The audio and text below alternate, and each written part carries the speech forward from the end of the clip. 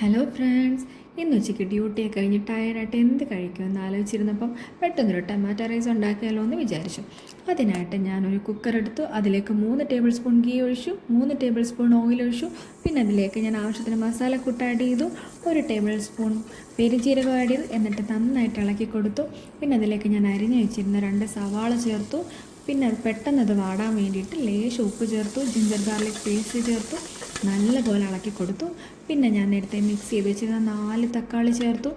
അതിലേക്ക് 1 table spoon മുളക് പൊടി, 1 ടേബിൾ സ്പൂൺ മല്ലിപ്പൊടി, 1 ടീസ്പൂൺ ഷുഗർ ആഡ് ചെയ്തു.